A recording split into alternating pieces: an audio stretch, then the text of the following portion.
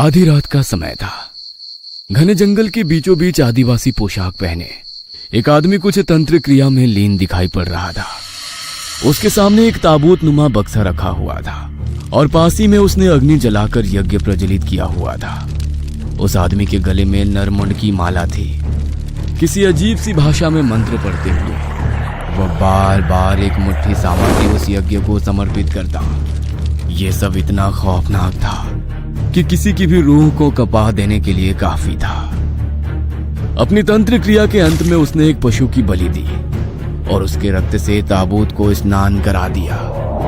तभी अचानक आसपास एक हलचल सी हुई और तेज आंधी का बवंडर उठने लगा।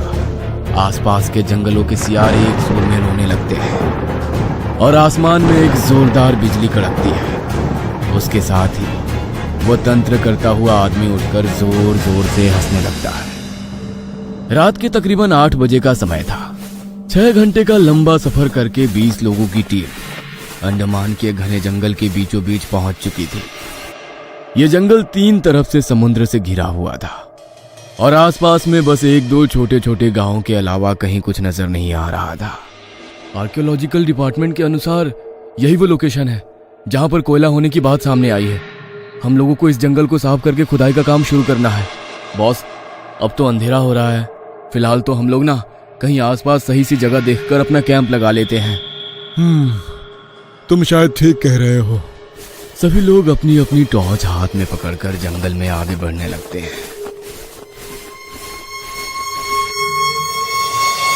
सर, मैंने अभी 2 लाल लाल चमकती हुई आंखें देखी। यहाँ कुछ है। अरे जंगली जानवर होंगे और क्या। ऐसा करते हैं, अपनी बस में ही वापस चलते हैं और उसी में रात बिताते हैं। जंगल में दिन छिपे घूमना मुझे सेफ नहीं लग रहा है। मुझे भी अभी अभी किसी के दौड़ने की आवाज सुनाई दी है। ऐसा लगता है कुछ जरूर है हमारे आसपास। बॉस की बात सुनकर सभी लोग वापस अपनी बस की तरफ जाने लगते हैं। पहली रात पूरी टीम ने बस में ही बिताई थी। अगले दिन सुबह 5 बजे सूरज की किरण पड़ते ही सभी लोग बस से बाहर आते हैं। ठीक है, फ्रेश होने के बाद काम स्टार्ट करते हैं। आसपास के एरिया में कोई लेबर मिलेगा क्या? काम थोड़ा जल्दी खत्म हो जाएगा। 1-2 गांव है तो आसपास, लेकिन कोई भी यहाँ काम करने को तैयार नहीं है। कहते हैं सालों पहले इस जंगल में कोई आदिवासी समूह रहा करते थे, लेकिन पता नहीं क्यों रातों रात उन लोगों ने भी इस जंगल को छोड़ दिया। वो लोग क्यों, कहाँ गए, कोई नहीं जानता। वे लोग बातें करते हुए जंगल में आगे बढ़ रहे थे। तभी उनकी नजर एक पेड़ पर पड़ती है। सर, वो पेड़ देखिए, कुछ अजीब नहीं लग रहा आप लोगों को? ओह माय गॉड, ये तो बहुत अजीब चीज है। ऐसा लगता है ट्री ना होकर किसी का फेस हो। जैसे जैसे वो जंगल में आगे बढ़े जा रहे थे, उनका सामना कुछ अजीबोगरीब और खौफनाक चीजों से हो रहा था।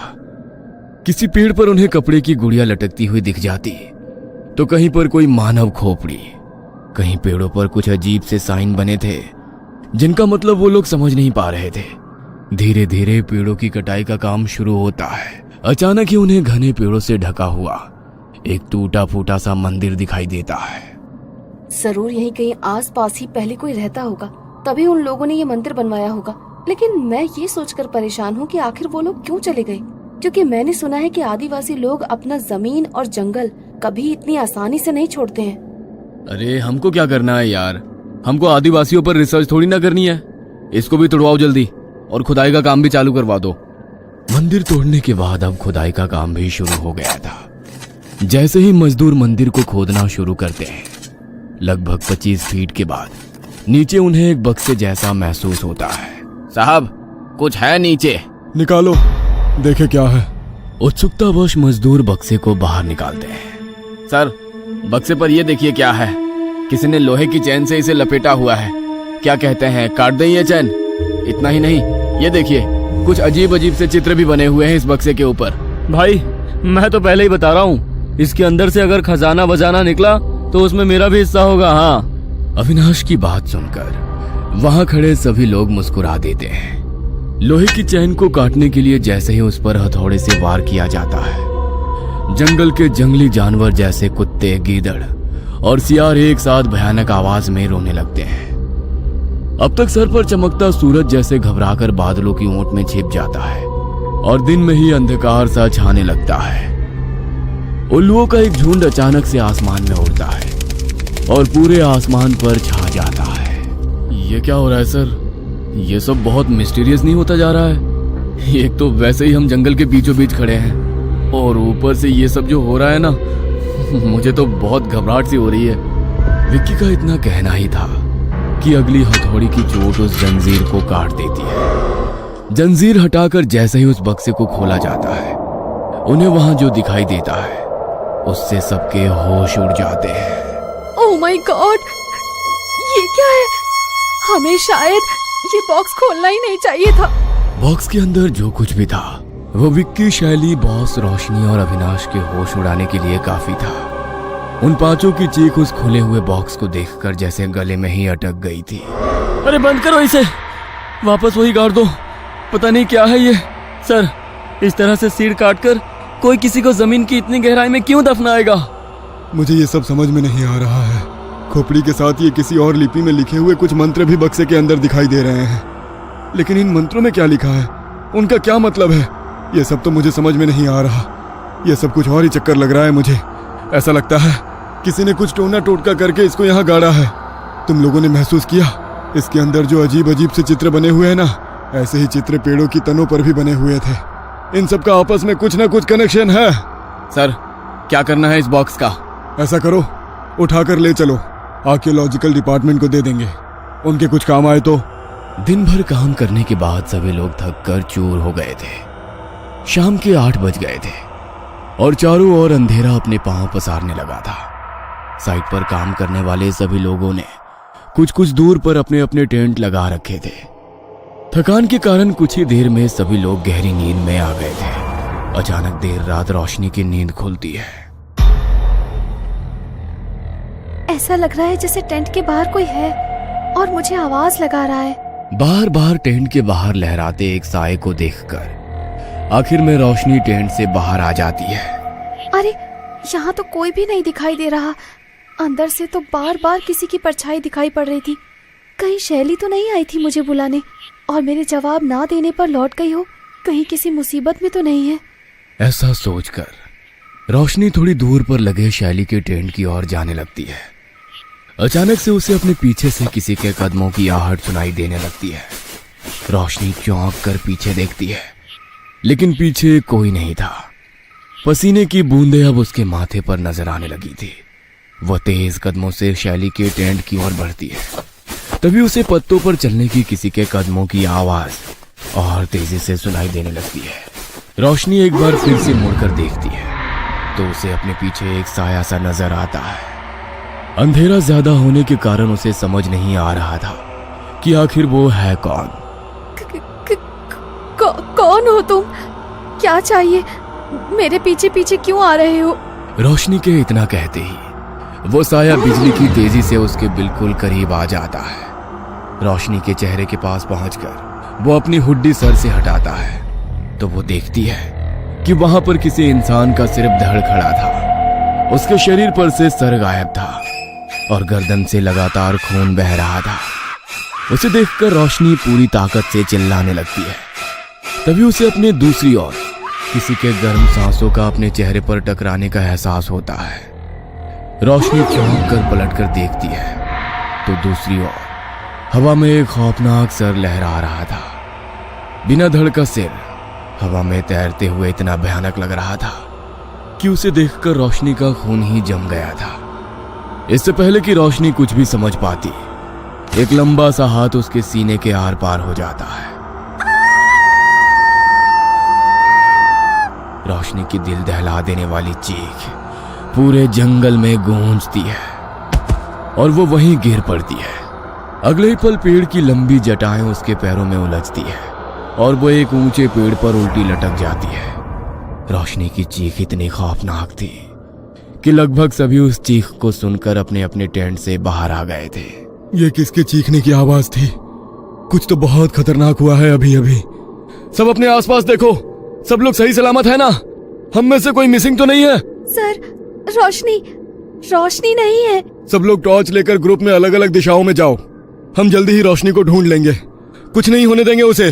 3-3 लोगों के ग्रुप में सभी रोशनी को ढूंढने निकल पड़ते हैं। अचानक ही एक पेड़ पर से कुछ टपकता हुआ विक्की के ऊपर गिरता है। विक्की टॉर्च से पेड़ के ऊपर देखता है तो उसकी चीख निकल जाती है। रोशनी पेड़ की शाखा से उल्टी लटकी हुई थी और उसके शरीर से खून ऊपर से टपक कर नीचे गिर रहा था। रोशनी की मौत से पूरी टीम गहरे सदमे में थी। अब तो कोई भी अपने टेंट में वापस जाने को तैयार ही नहीं था। किसी तरह आग के आसपास बैठकर रात बिताने के बाद अगली सुबह सभी के लिए बहुत तकलीफदेह थी। हम लोग इधर नहीं रुकेंगे सर। जॉब जाती है तो जाए, क्या फायदा ऐसी जॉब का। हमारी सिक्योरिटी के लिए सरकार ने कोई इंतजाम नहीं किया है। लेकिन ये एरिया तो फॉरेस्ट टीम की तरफ से सेफ मार्क किया हुआ है। इस तरफ कोई भी खतरनाक जानवर नहीं है और कोई जानवर इस तरह मारकर उल्टा नहीं लटका सकता। ये कुछ और ही है। सभी लोग बातें कर ही रहे थे कि एक बार फिर उन्हें ऐसा लगता है जैसे कोई आसपास छिपकर उनकी बातें सुन रहा है। ए, कौन है उधर? बॉस के इतना कहते ही कोई वहां से निकलकर भागने लगता है, जिसे विक्की और अविनाश दौड़कर पकड़ लेते हैं। कौन है तू? यहाँ क्या कर रहा था? तो तूने ही रोशनी को मारा? ये तो कोई आदिवासी लग रहा है। बोलो, यहाँ क्या कर रहे थे? यह जंगल घर था हमारा, लेकिन हमें उसे छोड़ना पड़ा। 15 साल हो गए हम सब यहाँ नहीं रहते, लेकिन जब पता चला आप लोग यहाँ पर कोयला खोदने आने वाले हो तो मुझसे रहा नहीं गया और मैं देखने आया कि आप लोग ठीक तो हो ना। क्यों? हमें क्या होगा? साफ साफ बोल, ये बता, रोशनी को क्यों मारा? मैं क्यों मारूंगा उसे? लेकिन अगर सच पता चलेगा तो तुम सबके होश उड़ जाएंगे। यहाँ आकर बहुत बड़ी गलती कर दी तुमने। अब कोई नहीं बचेगा। इस जंगल में एक सरकटा रहता है, बहुत भयानक है वो, किसी को नहीं छोड़ता। हर रात रक्त से स्नान करता है। हमारा पूरा कबीला उसकी दहशत से बरसों तक जिया है। ये पेड़ों पर बने हुए चिन्ह देख रहे हो? उससे बचने के लिए ही हमने ये मंत्र तंत्र किया था। हमारे कबीले के एक तांत्रिक ने उससे बचने के लिए जो भी उपाय बताए हमने वो सब किए थे ताकि वो हमारे आसपास ना आ सके। लेकिन फिर भी कोई ना कोई उसकी पकड़ में आ ही जाता था। उसका प्रिय शिकार होती है नरम शरीर वाली औरतें। लेकिन ऐसा मत समझना कि मर्द बच जाएंगे। हमारे कबीले में हम अपनी वन देवी की सेवा करने वाली पुजारन को भी देवी के समान पूजते हैं। एक रोज वो देवी मंदिर में पूजा कर रही थी। उनके हाथ में देवी माँ की तलवार थी। तभी उन्होंने कबीले की एक लड़की की चीख सुनी। चीख सुनकर वो भी उसी ओर दौड़ पड़ी। इससे पहले कि सरकटा उस लड़की का शिकार करता, उन्होंने तलवार से उसके शरीर पर वार कर दिया। शायद वो देवी की तलवार की शक्ति थी कि उसके वार से सरकटा का शरीर निठाल होकर एक तरफ गिर गया। उन्होंने उस सरकटे पर एक के बाद एक कई बार वार किए और उस लड़की को लेकर जल्दी से उसके माँ बाप के पास पहुंच गई। इतने में कबीले के लोग भी वहां जमा हो गए। इतनी आसानी से इसका अंत नहीं होगा। यह कुछ देर में फिर उठकर खड़ा हो जाएगा।